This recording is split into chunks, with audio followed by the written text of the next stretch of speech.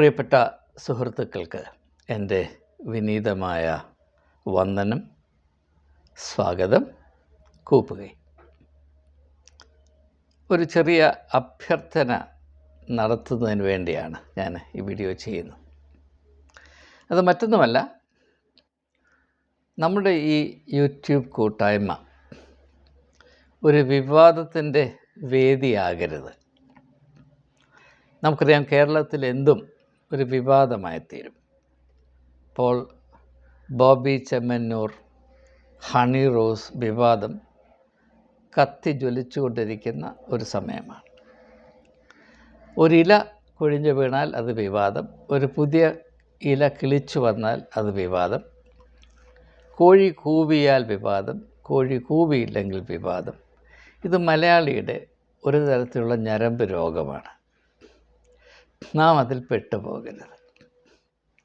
ഞാൻ ആമുഖമായി ഇത് പറയുന്നത്, പെന്തക്കോസ്ത് സഭയാണോ ആധികാരികമായ സഭ, കത്തോലിക്ക സഭയാണോ ആധികാരികമായ സഭ, ഏത് സഭയിൽ കൂടെയാണ് നമുക്ക് രക്ഷ പ്രാപിപ്പാൻ കഴിയുന്നത് എന്നിങ്ങനെയുള്ള ചില ധാരണകളെ ആസ്പദമാക്കി ഒരു വിവാദം നമ്മുടെ മധ്യത്തിൽ ഉടലെടുത്തു വരുന്നതിൽ ഞാൻ ദുഃഖിക്കുന്നു. അപ്രകാരമുള്ളൊരു പരിണാമത്തെ മുൻപിൽ കണ്ടുകൊണ്ടല്ല ചില പ്രതികരണങ്ങളോട് ഞാൻ പ്രതികരിച്ചിട്ടുള്ളത്. ഏതെങ്കിലും ഒരു മതത്തെ മറ്റൊരു മതത്തോട് താരതമ്യപ്പെടുത്തി അതിൻ്റെ മേന്മയോ മറ്റു മതങ്ങളുടെ ഗുണമില്ലായ്മയോ സ്ഥാപിക്കുക എൻ്റെ ലക്ഷ്യമായിരുന്നില്ല, ഒരു കാലത്തുമായിരുന്നില്ല, ഇപ്പോഴുമല്ല. അതുപോലെ തന്നെ ഏതെങ്കിലും ഒരു സഭയെ മറ്റ് സഭകളോട് താരതമ്യപ്പെടുത്തി അത് മറ്റെല്ലാറ്റിനേക്കാളും നല്ലതാണെന്നും എല്ലാറ്റിനേക്കാളും മോശമാണെന്നും സ്ഥാപിക്കുക എൻ്റെ ലക്ഷ്യമല്ല, അതിലെനിക്ക് താല്പര്യവുമില്ല. മറ്റൊന്നും കൊണ്ടല്ല, ഇങ്ങനെയുള്ള വിവാദം കൊണ്ട് ആർക്കും ഒരു പ്രയോജനവുമില്ല എന്നതുകൊണ്ട് മാത്രം. മനുഷ്യരുടെ മനസ്സിൽ അസ്വസ്ഥതയും അസന്തുഷ്ടിയും വർദ്ധിപ്പിക്കാനും അവരുടെ ആന്തരികമായ സമാധാനത്തെ കെടുത്തുകയും അവരുടെ ആത്മാഭിമാനത്തിന് പോറലേൽപ്പിക്കുകയും ചെയ്യാൻ മാത്രമേ ഇപ്രകാരമുള്ള വിവാദങ്ങളും ആശയമുഖങ്ങളും സഹായിക്കുകയുള്ളൂ. അത് ഒഴിവാക്കുന്നതാണ് ഉത്തമം എന്ന വ്യക്തമായ അഭിപ്രായം എനിക്കുണ്ട്. അതേസമയം തന്നെ ചില യാഥാർത്ഥ്യങ്ങളെ പരാമർശിക്കേണ്ട ആവശ്യമുണ്ട്. പക്ഷേ അത് പരാമർശിക്കുന്നത് വിവാദത്തെ ഉണർത്തുന്നതിനല്ല, ചിന്തിക്കുവാൻ പ്രേരിപ്പിക്കുന്നതിന് വേണ്ടിയാണ്. ഞാൻ ഏതെങ്കിലും വിഷയം ഒരു വീഡിയോ എന്ന രൂപത്തിൽ ഇതിൽ സഹകരിക്കുന്ന സഹോദരങ്ങളോട് പങ്കിട്ടിട്ടുണ്ടെങ്കിൽ അതൊക്കെയും നിങ്ങൾ ഒന്ന് ഓർത്തെടുത്താൽ മനസ്സിലാകും. എന്നെ ചിന്തിപ്പിച്ച ചില കാര്യങ്ങൾ മറ്റുള്ളവർക്കും ചിന്തോദ്ദീപകമായി തീരുവാൻ സാധ്യതയുണ്ട് എന്ന പ്രത്യാശയിൽ മാത്രമാണ് ഞാൻ ഈ വീഡിയോകൾ ചെയ്തിട്ടുള്ളതും പങ്കിട്ടിട്ടുള്ളതും. ചിന്തകളുടെ ശകലങ്ങളില്ലാതെ, സ്ഫുരികങ്ങളില്ലാതെ ഒരു വീഡിയോകളും ഞാൻ ചെയ്തിട്ടില്ല, ചെയ്യുവാൻ താല്പര്യവുമില്ല. കാരണം ഞാനൊരു യൂട്യൂബറല്ല എന്നതുകൊണ്ട് തന്നെ. ഇനിയും ഞാൻ പ്രസക്തമായ ഭാഗത്തിലേക്ക് വരട്ടെ. ഇപ്പോൾ ഇന്നും ഇന്നലെയുമായി ലഭിച്ചിട്ടുള്ള പല പ്രതികരണങ്ങളുടെ അടിസ്ഥാനത്തിൽ ഞാൻ മനസ്സിലാക്കുന്നത്, ഏത് സഭയാണ് മറ്റെല്ലാ സഭകളെക്കാളും മെച്ചപ്പെട്ടത് എന്ന ഒരു വിവാദം നമ്മുടെ മധ്യത്തിൽ ഏതാണ്ട് ആരംഭിക്കുന്നത് പോലെ തോന്നുന്നു. അത് മുളയിലെ നുള്ളിക്കളയുന്നതാണ് നമുക്ക് ഉത്തമം. കാരണം എൻ്റെ വ്യക്തമായ ധാരണ, അത് ചിന്തിക്കുന്ന ഏവർക്കും അത് സ്വീകാര്യമാകും എന്നെൻ്റെ പ്രതീക്ഷയാണ്. അങ്ങനെ തന്നെയാണ് എന്നൊന്നും നിർബന്ധമായിട്ട് ഞാൻ പറയുന്നില്ല. ഒരു സഭയിലും രക്ഷയില്ല. രക്ഷയുടെ ഏക നിദാനം യേശു മാത്രമാണ്. യേശു ഒരു സഭയുടെയും കുത്തക അവകാശമല്ല, സ്വകാര്യ സ്വത്തല്ല എന്നതാണ് നാളിതുവരെ എനിക്ക് മനസ്സിലാക്കാൻ സാധിച്ചിട്ടുള്ളത്. യേശുവിനെ ഏതെങ്കിലും സഭയോ സഭാ വിഭാഗമോ സ്വകാര്യ സ്വത്തായി മനസ്സിലാക്കുകയും തെറ്റിദ്ധരിക്കുകയും അങ്ങനെ ചിത്രീകരിക്കുകയും ചെയ്യുന്നുവെങ്കിൽ അതിൻ്റെ ഉദ്ദേശം യേശുവിനെ കച്ചവടവൽക്കരിക്കുകയും ഒരു ചരക്കെന്നോണം യേശുവിനെ മതകമ്പോളത്തിൽ വിറ്റ് അത് ലാഭമുണ്ടാക്കുന്ന പരിപാടിയാക്കി മാറ്റുവാനും മാത്രമാണ്. അതുകൊണ്ടാണ് ഞാൻ ആലപ്പുഴയുള്ള കൃപാസനത്തിൽ ജോസഫ് അച്ഛനോട് സന്ധിയില്ലാത്ത സമരം എന്ന വിധത്തിൽ സംസാരിക്കുന്നത്. കാരണം അദ്ദേഹത്തിൻ്റെ സ്വകാര്യ സ്വത്തായ ഒരു മാതാവിനെ അവിടെ കൊണ്ടിരുത്തിയിട്ടുണ്ട്. ആ മാതാവ് അദ്ദേഹം പറയുന്ന അദ്ദേഹത്തിൻ്റെ റെക്കമെൻഡേഷൻ അനുസരിച്ച് മാത്രമേ പ്രവർത്തിക്കുകയുള്ളൂ. ഇത് സത്യമായി പറഞ്ഞാൽ ആത്മീയ വെളിച്ചത്തിൽ പരിശോധിച്ചാൽ ഇത് മതപരമായ ഒരു അശ്ലീലമാണ്. ഇതിനേക്കാൾ അരോചകമായ ഒരു ദൃശ്യമോ ഒരു സാധ്യതയോ ഒരു ക്രമീകരണമോ നമുക്ക് സത്യം പറഞ്ഞാൽ ഓർക്കാൻ കൂടെ വയ്യ, വിഭാവന ചെയ്യാൻ വയ്യ. ഈ ഒരു രോഗം നമ്മുടെ എല്ലാം മനസ്സിൽ പടർന്നു പിടിച്ചിട്ടുണ്ട്. കാരണം ഒരു തോതിൽ അല്ലെങ്കിൽ മറ്റൊരു തോതിൽ മതപരമായി നമുക്ക് ലഭിച്ച പരിശീലനങ്ങളുടെ ഭാഗമെന്ന വിധത്തിൽ ഞാൻ ഉൾപ്പെട്ടു നിൽക്കുന്ന സഭയാണ് സത്യമായ സഭ, ബാക്കിയെല്ലാം അതുകൊണ്ട് തന്നെ അസത്യത്തിൽ ആണ്ടുകിടക്കുന്ന സഭകളാണ് എന്ന ഒരു വലിയ തെറ്റിദ്ധാരണ നാം അറിയാതെ തന്നെ നാം ഉള്ളിൽ വഹിച്ചുകൊണ്ട് നടക്കുന്നവരാണ്. നാം സത്യമെന്ന് പറഞ്ഞ് അള്ളിപ്പിടിച്ച് മറ്റുള്ളവരുടെ മുമ്പിൽ പൊത്തിപ്പിടിച്ച് നിൽക്കുന്നത് മുഴുവനും സത്യമല്ല, അഭിപ്രായങ്ങൾ മാത്രമാണ്. അഭിപ്രായങ്ങൾ, ഒപ്പീനിയൻസ്, ഇത് പ്രത്യേകം മനസ്സിലാക്കണം. അതുകൊണ്ട് ഈ വീഡിയോയിൽ കൂടെ എനിക്ക് എല്ലാവരോടും എൻ്റെ കഴിവിൻ്റെ പരമാവധി അനുസരിച്ച് പറയാനുള്ളത്, നാം ഒരു പരമാർത്ഥമെങ്കിലും വ്യക്തമായി തിരിച്ചറിയുകയും അത് പ്രയോജനപ്പെടുത്തുകയും ചെയ്യണം. അത് മറ്റൊന്നുമല്ല, നിങ്ങൾ ഏത് സഭയിലും അംഗത്വമുള്ളവരായിക്കൊള്ളട്ടെ, അത് കത്തോലിക്ക തൊട്ട് പെന്തക്കോസ്ത് വരെ ഏത് സഭയിലും ആയിക്കൊള്ളട്ടെ, ഒരു കാര്യം നിങ്ങൾക്കും എനിക്കും തുല്യമായി അന്വർത്ഥമാണ്. അതെന്താണ്? നാം പറയുന്ന വിശ്വാസത്തിൻ്റെ പ്രമാണങ്ങൾ എന്ന വിധത്തിൽ നാം അവതരിപ്പിക്കുന്ന ഒരു കാര്യം പോലും നാം യഥാർത്ഥത്തിൽ അന്വേഷിച്ച് കണ്ടുപിടിച്ച് വ്യക്തമായി മനസ്സിലാക്കിയിട്ടുള്ളതല്ല. ഇത് മറ്റുള്ളവർ പറയുന്നത് കേട്ട് അത് അപ്പാടെ വിഴുങ്ങി, നാം വിഴുങ്ങിയത് കൊണ്ട് മാത്രം അത് സത്യമാണെന്ന് വിചാരിച്ച്, അതുകൊണ്ട് തന്നെ അതെൻ്റെ അഭിപ്രായം കൂടെയാണ് അല്ലെങ്കിൽ എൻ്റെ വിശ്വാസമാണ് എന്ന് തികച്ചും തെറ്റിദ്ധരിച്ച് നാം കഴിയുകയാണ്. ഞാനൊരു അധ്യാപകനായി ആയുസ് മുഴുവനും അധ്വാനിച്ച ഒരു മനുഷ്യനെന്ന നിലയിൽ ഞാൻ നിങ്ങളോട് പറയുന്നത്, ഏതെങ്കിലും ഒരു പ്രമാണം, ഏതെങ്കിലും ഒരു ആശയം നമ്മുടെ സ്വന്തമാകണമെങ്കിൽ, എൻ്റേത് എന്ന് പറയണമെങ്കിൽ, ഞാൻ അന്വേഷിച്ച് കണ്ടുപിടിച്ചതിനെ മാത്രമേ എൻ്റെ പ്രമാണമെന്നോ എൻ്റെ വിശ്വാസത്തിൻ്റെ സംഗതികളെന്നോ എൻ്റെ അറിവെന്നോ എൻ്റെ അഭിപ്രായമെന്ന് പോലും എനിക്ക് പറയുവാൻ അവകാശമുള്ളൂ. ഇത് എൻ്റെ ആശയമല്ല. പ്രസിദ്ധ ശാസ്ത്രജ്ഞനായിരുന്ന ഗലീലിയോ അദ്ദേഹം പറഞ്ഞ ഒരു വാചകം ഞാൻ എൻ്റെ അധ്യാപക ജീവിതത്തിൽ ആദ്യം മുതൽ അവസാനം വരെ എൻ്റെ ഒരു ഗൈഡിങ് ലൈറ്റ് എന്ന പോലെ ഉപയോഗിച്ചിട്ടുണ്ട്. അദ്ദേഹം എന്താണ് പറഞ്ഞത്? നിങ്ങൾ സ്വന്തമായി അന്വേഷിച്ച് കണ്ടുപിടിക്കുകയും മനസ്സിലാക്കുകയും ചെയ്തിട്ടുള്ള കാര്യങ്ങൾ മാത്രമേ നിങ്ങളുടേതാകുകയുള്ളൂ.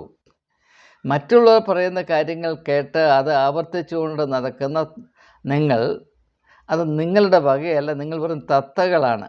ആ പദം അദ്ദേഹം ഉപയോഗിക്കുന്നില്ല, ഞാൻ ഒന്ന് കുറച്ചുകൂടെ വ്യക്തമാക്കുന്നതിന് വേണ്ടി പറയുകയാണ്. നിങ്ങൾ തത്ത ചൊല്ലുന്നത് പോലെ ചില കാര്യങ്ങൾ ചൊല്ലുന്നു, അത് നിങ്ങളുടെ വിശ്വാസമെന്ന് നിങ്ങൾ പറയുന്നു. യഥാർത്ഥത്തിൽ ഈ പറയുന്ന പ്രമാണങ്ങളും ആശയങ്ങളും നിർബന്ധങ്ങളും നിങ്ങളുമായി യാതൊരു ബന്ധവുമില്ല എന്നതാണ് എൻ്റെ പച്ച പരമാർത്ഥം. പക്ഷേ ഇപ്പം ഞാനിപ്പോൾ ഒരു പെന്തക്കോസ്ത് സഭയുടെ അംഗമാണെന്നിരിക്കട്ടെ, ആ അംഗത്വം ഞാൻ പാലിക്കുന്നിടത്തോളം കാലം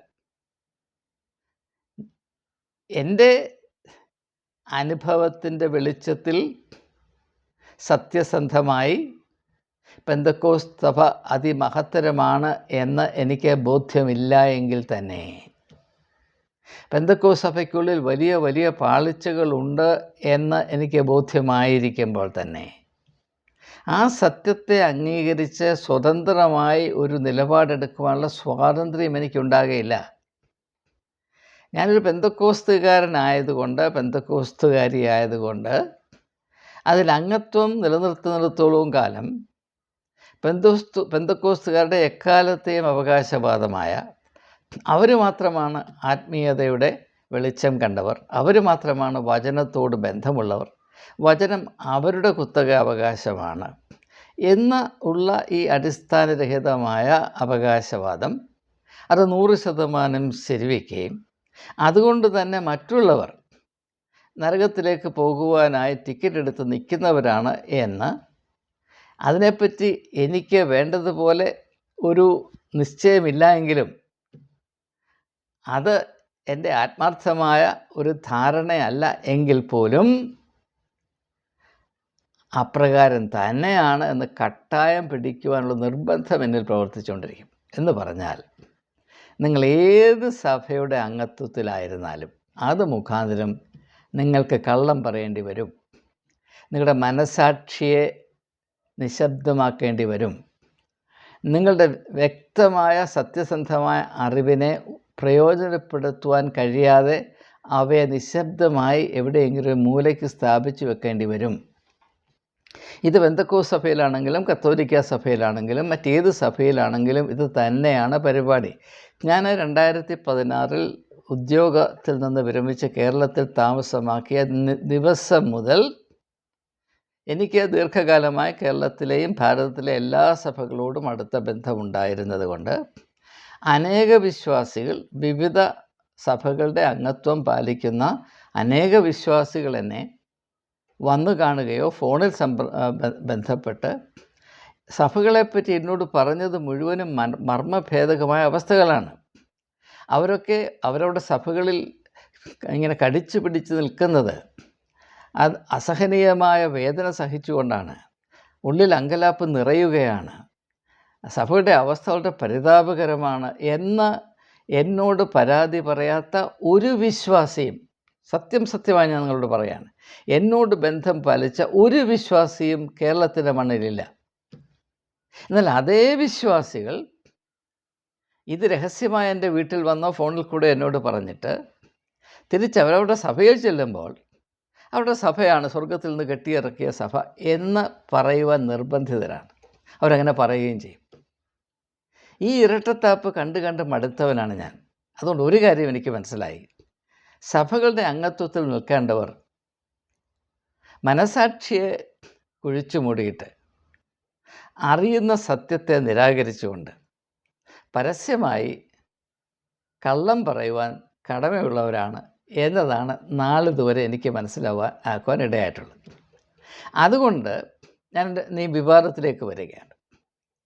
നമ്മുടെ യൂട്യൂബ് കൂട്ടായ്മയിൽ എൻ്റെ സഭയാണ് നല്ലത്, അല്ലെങ്കിൽ എൻ്റെ പെന്തക്കോസ്ത് കൂട്ടായ്മയാണല്ലോ, അതിൽ കൂടെ മാത്രമേ രക്ഷയുള്ളൂ എന്നൊക്കെ പറയുന്നവർ വാസ്തവത്തിൽ അവരുടെ സത്യസന്ധമായ വ്യക്തിപരമായ കൺവിക്ഷൻസ് അവതരിപ്പിക്കുകയല്ല, അവരുൾപ്പെട്ടിരിക്കുന്ന സഭകളോടുള്ള അവരുടെ കടമ നിർവഹിക്കുകയാണ്. ആ കടമ നിർവഹിക്കുമ്പോൾ അത് സത്യസന്ധമാകണമെന്നില്ല. ഇത് ആദ്യമായി നാം ധരിക്കേണ്ട ഒരു കാര്യമാണ്.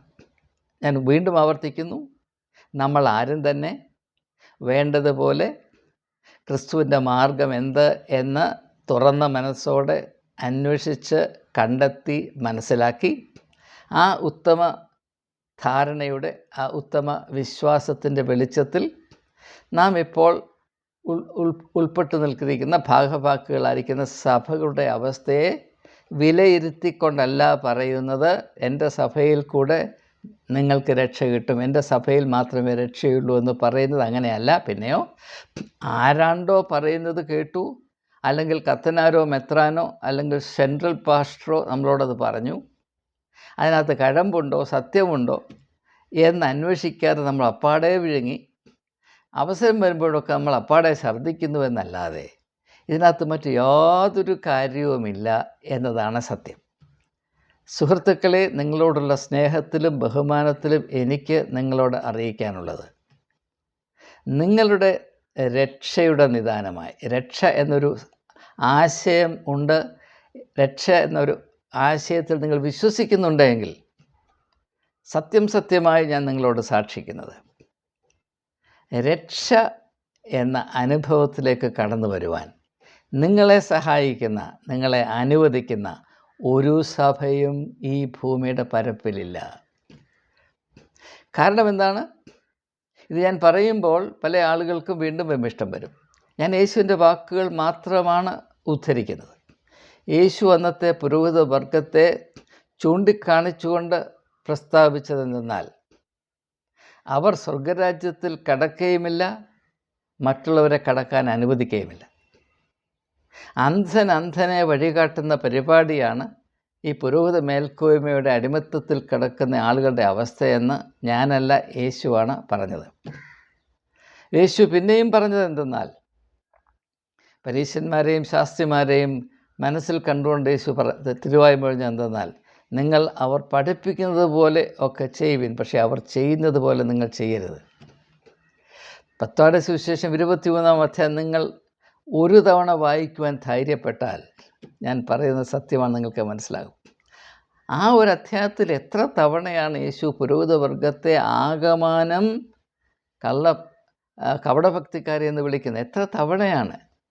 അത് ഒരു വ്യക്തിയെ പറ്റിയല്ല പറയുന്നത്, പുരോഹിതവർഗത്തെ ആകമാനം ഉൾക്കൊണ്ടുകൊണ്ടാണ് യേശു പറയുന്നത്. കപടഭക്തിക്കാരെ, കപടഭക്തിക്കാരെ, കപടഭക്തിക്കാരെ, കപടഭക്തിക്കാരെ, വെള്ള തേച്ച ശവക്കല്ലറകളെ. ഇതെന്തിനാണ് ഇങ്ങനെ പറയുന്നത്? നിങ്ങൾ ആലോചിച്ചിട്ടുണ്ടോ?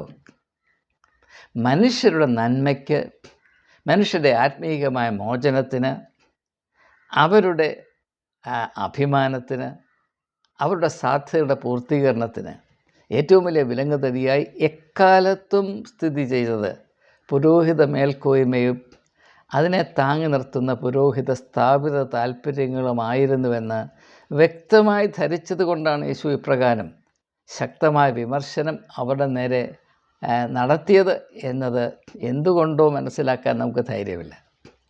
ഞാനത് പറയുന്നത് ഈ ഒരു അടിമത്ത മനോഭാവം വെച്ചു പുലർത്തിയത് കൊണ്ട് നമുക്കോ നാം മുഖാന്തരം മറ്റാർക്കോ ഒരു പ്രയോജനവുമില്ല. അതേസമയം നാം ഓരോരുത്തരും ഉൾപ്പെട്ടിരിക്കുന്ന സഭകളോടുള്ള നമ്മുടെ ബന്ധത്തിൽ നാം ഓരോരുത്തരും ഒരു പ്രവാചക ദൗത്യം നിർവഹിക്കുന്നുവെങ്കിൽ നമ്മുടെ സഭകളിൽ കാര്യമായ മേന്മയുണ്ടാകും.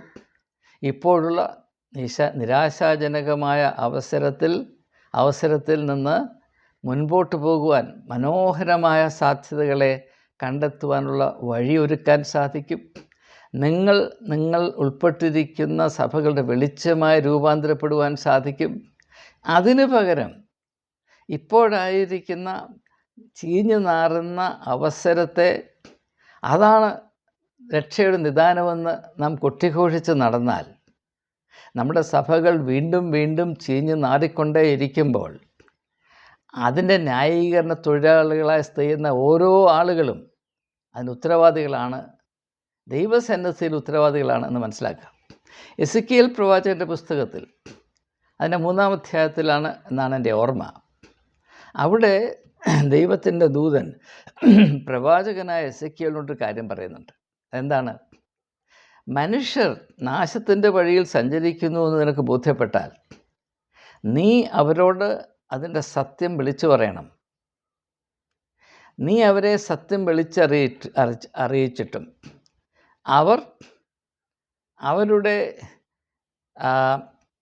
എന്താണ് പറയുന്നത്, സ്വഭാവത്തിൻ്റെ വൈകല്യം കൊണ്ട് മരണത്തിൻ്റെ വഴിയെ മുൻപോട്ട് സഞ്ചരിക്കുന്നുവെങ്കിൽ അവർ നശിച്ചു പോകും. പക്ഷേ അവിടെ നാശത്തിൻ്റെ ഉത്തരവാദി നീ ആകെയില്ല. ഇംഗ്ലീഷിൽ എഴുതിയിരിക്കുന്നത് you will not be held responsible for their blood. അവരുടെ രക്തം ഞാൻ നിന്നോട് ചോദിക്കുകയില്ല എന്നാണ് പറയുന്നത്. അതിനുശേഷം കുറച്ചുകൂടെ വ്യക്തമാക്കുന്നതിന് വേണ്ടി പറയുന്നു, മനുഷ്യർ പോകുന്ന വഴി മരണത്തിൻ്റെ വഴിയാണ് എന്ന് നീ കണ്ടിരിക്കെ, അത് തിരിച്ചറിഞ്ഞിരിക്കെ അവർക്ക് വേണ്ട താക്കീത് കൊടുക്കാതിരുന്നത് കൊണ്ട് അവർ അപകടത്തിൽ അല്ലെങ്കിൽ മരണത്തിൽ ചെന്ന് പതിച്ചാൽ അവരുടെ രക്തം ഞാൻ നിന്നോട് ചോദിക്കും എന്നാണ് പറഞ്ഞിരിക്കുന്നത്. I will require the blood of you എന്നാണ് എഴുതി വച്ചിരിക്കുന്നത്.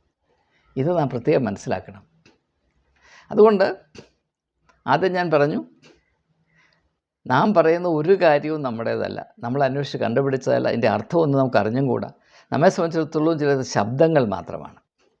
പക്ഷേ മറ്റുള്ളവരത് പറഞ്ഞ് നമ്മൾ കേട്ടു, അവർ മറ്റാരിൽ നിന്ന് കേട്ടു, ആവർത്തിച്ചു, അവരാവർത്തിച്ചത് നമ്മൾ വീണ്ടും ആവർത്തിച്ചു. ഇങ്ങനെ ആവർത്തന പുസ്തകം കൊണ്ട് നമ്മൾ നടക്കുകയാണ്. അതൊരു പ്രശ്നം. രണ്ടാമത്തെ പ്രശ്നമോ, നാം അറിയുന്ന സത്യം അതനുസരിച്ച് നിലപാടെടുക്കുവാൻ നമ്മുടെ സഭകളിൽ നമുക്ക് സ്വാതന്ത്ര്യമില്ല. അതുകൊണ്ട് തന്നെ സത്യത്തെ നിരാകരിച്ചെങ്കിൽ മാത്രമേ നമ്മുടെ സഭകളുടെ ഉള്ളിൽ നമുക്ക് ഇപ്പോഴുള്ള സ്ഥാനം നിലനിർത്തുവാൻ നമുക്ക് സാധ്യമാകുകയുള്ളൂ. അതുകൊണ്ട് നാം പൊതുരംഗത്ത് വിളിച്ചു പറയുന്നത് അസത്യമായിരിക്കും എന്നതിനെപ്പറ്റി പ്രത്യേകം ശ്രദ്ധിപ്പീൻ. മൂന്നാമതായിട്ട് എനിക്ക് പറയാനുള്ളത്, അതോടുകൂടെ ഞാൻ എൻ്റെ ചിന്ത തൽക്കാലം അവസാനിപ്പിക്കാൻ പോവുകയാണ്. പ്രിയപ്പെട്ട സുഹൃത്തുക്കളെ, നാം അല്പം സാമാന്യ ബുദ്ധി ഉപയോഗിച്ച് ചിന്തിപ്പീൻ. ഇപ്പോൾ ഞാൻ CSI സഭയിലും CNA സഭയിലും അംഗത്വമുണ്ടായിരുന്നൊരു വ്യക്തിയാണ്. CSI സഭയിലാണ് എൻ്റെ ആരംഭം, CNA സഭയിലാണ് പിന്നെ ഏതാണ്ട് 45 വർഷത്തോളം എനിക്ക് പങ്കാളിത്തമുണ്ടായിരുന്നത്. അവിടെയാണ് പുരോഹിതനായി ഞാൻ അവരോധിക്കപ്പെട്ടത്, അഭിഷേകം ചെയ്യപ്പെട്ടത്. ഞാനിപ്പോൾ പറയുകയാണ്, ലോകത്തിലേക്ക് നല്ല സഭ CSI സഭയാണ്, ലോകത്തിലേക്ക് മേൽത്തരമായ സഭ CNA സഭയാണ്. അപ്പോൾ നിങ്ങൾ പറയുകയാണ്, അല്ലല്ല, മാർത്തമക്കാരൻ പറയാൻ മാർത്തമ സഭയാണ് ലോകത്തിലെ ഏറ്റവും നല്ല. അപ്പോൾ ഒരു കത്തോലിക്ക വിശ്വാസി പറയുകയാണ്, ഇല്ല, കത്തോലിക്ക സഭ. അങ്ങനെ നമ്മൾ 3-4 പേര് കൂടി ഞങ്ങൾ വഴക്കുണ്ടാക്കി. നമ്മൾ ശരിക്കും അങ്ങോട്ട് തകർത്തു. വിവാദങ്ങൾ അങ്ങ് ആർഗ്യുമെൻ്റ് കൊണ്ട് നമ്മളിരിക്കുന്ന സ്ഥലത്ത് നമ്മൾ തീ വെച്ചു എന്ന് വിചാരിക്കുക. അവിടെ എന്ത് നേടാനാണ്? നമ്മൾ എന്ത് പറഞ്ഞാലും, നമ്മുടെ തല പൊട്ടി രക്തമൊലിച്ചാലും, തമ്മിൽ കൂട്ടിയിടിച്ച് ആർഗ്യുമെൻറ്റിൻ്റെ ശക്തി കൊണ്ട് തല കൊണ്ട് കൂട്ടിയിടിച്ച് തല പൊട്ടി നമ്മുടെ തലച്ചോറുകളിൽ വന്നാലും യാഥാർത്ഥ്യങ്ങൾ അപ്പാടെ നിൽക്കും. നമ്മൾ നടത്തുന്ന ഒരു ആർഗ്യുമെൻ്റ് കൊണ്ടും നിജസ്ഥിതിക്ക് വ്യത്യാസമുണ്ടാകുകയില്ല, അത് അപ്പാടെ തുടരും. നാം നടത്തുന്ന വാഗ്വാദങ്ങൾ കൊണ്ട് ഏതെങ്കിലും ഒരു കാര്യത്തിൽ അല്പം മെച്ചമുണ്ടാകുകയോ അത് കുറേ കൂടെ മോശമാകുകയോ ചെയ്യുകയില്ല.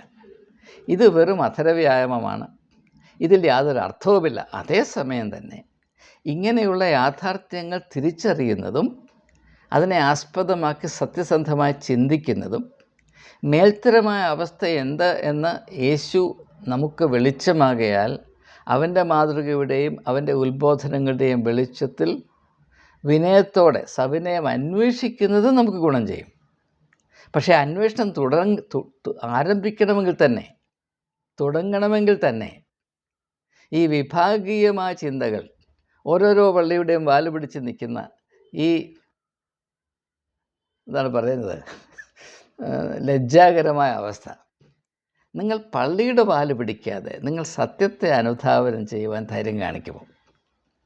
സത്യത്തെ അനുധാവനം ചെയ്യണമെങ്കിൽ നിങ്ങളുടെ മുൻവിധികൾ മാറ്റിവെക്കണം. തുറന്ന മനസ്സോടുകൂടെ മാത്രമേ മുൻവിധികളോടുകൂടെ സത്യത്തെ അന്വേഷിക്കാൻ കഴിയുകയില്ലെന്ന് ആരെങ്കിലും നിങ്ങളെ ഉപദേശിക്കേണ്ട കാര്യമുണ്ടോ?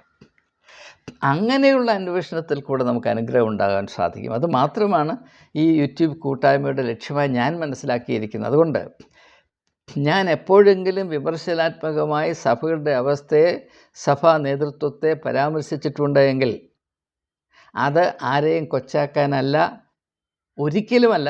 പക്ഷേ ചില കാര്യങ്ങൾ വളരെ ശക്തമായി മൂർച്ചയുള്ള ഭാഷയിൽ അവതരിപ്പിക്കേണ്ട ആവശ്യം, ഈ പുരോഹിത മേൽക്കോയ്മയോടുള്ള നമ്മുടെ അടിമത്തം യുഗാന്തരങ്ങളായി ഊറിക്കൂടി വന്ന ഒരു അപശാപമാകയാൽ അത് നമ്മുടെ മനുഷ്യ സ്വഭാവത്തിൽ, മനുഷ്യ മനസ്സിൽ, അവബോധ മനസ്സിൽ പോലും അതിൻ്റെ വേറെ ആഴത്തിലിറങ്ങി അടിമത്വം നമ്മെ ഇങ്ങനെ അടക്കി ഭരിക്കുന്നത് കൊണ്ട് അതിൽ നിന്ന് അല്പം ഒരു ഇളക്കമെങ്കിലും സംഭവിക്കുവാൻ ശക്തമായ ഭാഷയിൽ ചില കാര്യങ്ങൾ പരാമർശിച്ചാൽ, ആവർത്തിച്ച് പരാമർശിച്ചാൽ മാത്രമേ മതിയാകുകയുള്ളൂ എന്നതുകൊണ്ട് മാത്രമാണ്. സത്യമായി ഞാൻ നിങ്ങളോട് പറയുന്നു, എനിക്ക് ആരെയും വിമർശിച്ചിട്ടൊന്നും നേടാനില്ല, എനിക്കതിൻ്റെ ആവശ്യവുമില്ല. പക്ഷേ നിങ്ങൾ ഏവരും തിരിച്ചറിയേണ്ട ഒരു കാര്യം, ഒരു സ്വകാര്യ വ്യക്തി ചില ദുഷ്കർമ്മങ്ങൾ ചെയ്യുന്നു, അതും ചുമതലയുടെ മട്ടുപ്പാവിലിരുന്നു കൊണ്ട് ചില കോക്കാമ്പീഴ്ചകൾ കാണിക്കുന്നതിൽ വ്യത്യാസമുണ്ട്. ഞാനിപ്പോൾ എൻ്റെ സ്വകാര്യ ജീവിതത്തിൽ ആലസ്യം കൊണ്ട് കള്ളും കുടിച്ചിരുന്നാൽ അതിൻ്റെ പരിണിതഫലം എൻ്റെ കുടുംബത്തെ മാത്രമേ ബാധിക്കുകയുള്ളൂ. അതേസമയം ഞാനൊരു തിരുമേനിയാണ്, അല്ലെങ്കിൽ ഒരു സഭയുടെ തലപ്പത്തിരിക്കുന്ന മനുഷ്യനാണ്. ഞാനിങ്ങനെ കുടിച്ചും പെടുത്തും വഴിയെ നടന്നാൽ, അല്ലെങ്കിൽ ലോകത്തിൻ്റെ മോഹം കൊണ്ട് പേക്കോലം കളിച്ച് നടന്നാൽ, അല്ലെങ്കിൽ ലൗകികമായി മാത്രം ജീവിച്ചാൽ, അതിൻ്റെ ശാപം പതിനായിരക്കണക്കിന് വരുന്ന വിശ്വാസികളുടെ ജീവിതത്തിൽ മുഴുവനും ഒരു കാളരാത്രി പോലെ പ്രവർത്തിക്കും എന്നതുകൊണ്ടാണ്. ഇതിൻ്റെ ഗാംഭീര്യം നിങ്ങൾ മനസ്സിലാക്കണം. അതുകൊണ്ടാണ് ഇങ്ങനെ ഇരിക്കുന്ന ചുമതലയിൽ ഉള്ള സ്ഥാനത്തിരിക്കുന്ന ആളുകൾ സാധാരണ മനുഷ്യരെക്കാൾ ഉന്നതമായി ചിന്തിക്കുകയും പ്രവർത്തിക്കുകയും ചെയ്യേണ്ട ആവശ്യമുണ്ട് എന്ന് അറിയണം എന്ന ലക്ഷ്യത്തോടുകൂടെ ചില കാര്യങ്ങൾ നിരന്തരം പരാമർശിക്കേണ്ട അത്യാവശ്യമുണ്ടായിരിക്കുന്നത്. എന്നാൽ ഒരു തവണ പരാമർശിച്ചു, 2 തവണ, 3 തവണ, 4 തവണ, 10 തവണ, 20 തവണ പരാമർശിച്ചാലും തൊലിക്കട്ടിയുണ്ട്. ഞങ്ങൾ ഇവിടെ നിന്ന് അല്പം പോലും മാറുകയില്ല. കാരണം ഇവിടെയാണ് ഞങ്ങളുടെ ജീവിതത്തിൻ്റെ സന്തോഷം. അത് കുറയ്ക്കാൻ ഞങ്ങൾക്ക് തയ്യാറല്ല എന്ന് കട്ടായം പിടിച്ചിരിക്കുമ്പോൾ ആ വിമർശനം ആവർത്തിക്കേണ്ടി വരും. കാരണം നമ്മുടെ ഇപ്പോഴത്തെ ആവശ്യം നിലവിലിരിക്കുന്ന അധപ്പതിച്ച അവസ്ഥയിലൊരു മാറ്റം വരുത്തുക എന്നുള്ളതാണ്. അപ്പോൾ മാറ്റം വരുത്തേണ്ട താല്പര്യമില്ല, വിമർശനം ഒന്ന് അഴിച്ചുവിട്ടു, ആരുടെയെങ്കിലും കൈയടി വാങ്ങിച്ചു, അങ്ങനെയാണെങ്കിൽ ഒരു തവണ വിമർശിച്ചിട്ട് നമുക്കത് കൈയൊഴിയാൻ സാധിക്കും. പക്ഷേ നമ്മുടെ ലക്ഷ്യം അതല്ല. നമ്മുടെ ലക്ഷ്യം നിലവിലിരിക്കുന്ന അസഹനീയമായ, അപലപനീയമായ ഈ ദുരവസ്ഥയ്ക്ക് ഒരു വിടുതലുണ്ടാകുകയും നമുക്ക് പ്രാപ്യമായ അതിമഹത്തരമായ അവസ്ഥയിലേക്ക് സഭകൾ മുന്നേറുകയും ചെയ്യണമെന്ന വലിയ വാഞ്ച ഉള്ളിൽ നിൽക്കുമ്പോൾ ഒരു പരാമർശത്തിൽ ഒതുക്കി വീട്ടിൽ പോയി ചോറ് കൊണ്ട് കിടന്നുറങ്ങാൻ സാധ്യമല്ല. ഒരു മാറ്റം വന്നേ മതിയാകൂ എന്ന നിർബന്ധമുള്ളത് കൊണ്ടാണ് ചില കാര്യങ്ങൾ ആവർത്തിച്ച് അത് ചിലർ മനസ്സിലാക്കുന്നത് എനിക്ക് വ്യക്തിപരമായ ചുരുക്കുണ്ട്, അല്ലെങ്കിൽ സഭകളോട് എനിക്ക് ഏതാണ്ട് പിണക്കുണ്ട്, മൂക്കിക്കറുണ്ട്. നിങ്ങൾക്ക് അങ്ങനെ കരുതാം, അങ്ങനെ വിശ്വസിക്കാം. അത് നിങ്ങളുടെ ധർമ്മം, അത് നിങ്ങളുടെ കാഴ്ചപ്പാട്. എൻ്റെ മനസാക്ഷി എന്താണെന്ന് ഞാൻ അറിയുന്നു. അതനുസരിച്ച് പ്രവർത്തിക്കുവാൻ ഞാൻ ബാധ്യസ്ഥനാണ്. ആ സ്വാതന്ത്ര്യം ഞാൻ ഒരു കാരണവശാലും ആർക്കും അടിയറ വെക്കുന്ന പ്രശ്നമില്ല എന്നീ സമയത്ത് തറപ്പിച്ചു പറയുവാൻ ഞാൻ ആഗ്രഹിക്കുകയാണ്. അതുകൊണ്ട് ഞാൻ വീണ്ടും നമ്മുടെ വിഷയത്തിലേക്ക് മടങ്ങി വരട്ടെ. സഭകൾ അവയുടെ താരതമ്യപ്പെട്ട കമ്പാരിറ്റീവ് മേന്മയോ തിന്മയോ സ്ഥാപിക്കുകയല്ല നമ്മുടെ ലക്ഷ്യം.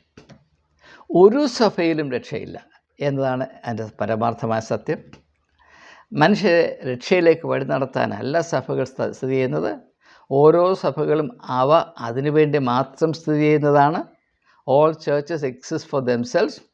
സഭകൾക്ക് വേണ്ടിയാണ് നിങ്ങൾ ജീവിക്കുകയും അധ്വാനിക്കുകയും നിങ്ങളുടെ പ്രസാരം കൊടുക്കുകയും നിങ്ങൾ എല്ലാ വ്രതങ്ങളും അനുഷ്ഠിക്കേണ്ടത്, നിങ്ങൾ അനുസരിക്കേണ്ടത്, നിങ്ങൾ ഇങ്ങനെ കറക്കാനുള്ള പശു പോലെ നിന്ന് കൊടുക്കേണ്ടത്. നിങ്ങൾക്ക് വേണ്ടിയുള്ള സഭയൊന്നുമില്ല, നിങ്ങൾക്ക് വേണ്ടി ചിന്തിക്കുന്ന സഭകളൊന്നും ഇവിടെ ഇല്ല. നിങ്ങളുടെ ഏതെങ്കിലും ഒരു സാഹചര്യത്തിൽ നിങ്ങൾക്ക് ഒരു പ്രശ്നം വരുമ്പോൾ അപ്പോൾ നിങ്ങൾക്ക് മനസ്സിലാകും. വേണ്ട, ഏതെങ്കിലും ഒരു സാഹചര്യത്തിൽ നിങ്ങൾ സത്യസന്ധമായ നിങ്ങളുടെ മനസാക്ഷിയെ മാനിച്ച് നിങ്ങളൊരു വാക്ക് പറഞ്ഞാൽ അപ്പോൾ അതിൻ്റെ ചൂട് നിങ്ങൾക്കറിയാൻ കഴിയും. അതുകൊണ്ട് ഏതെങ്കിലും സഭ നിങ്ങളുടെ രക്ഷയ്ക്ക് വേണ്ടി ഇങ്ങനെ തല മുണ്ടിട്ട് നിൽക്കുന്നു എന്ന് പറയുന്നതൊക്കെ തെറ്റാണ്. യാതൊരു അടിസ്ഥാനവും അതിനകത്തില്ല.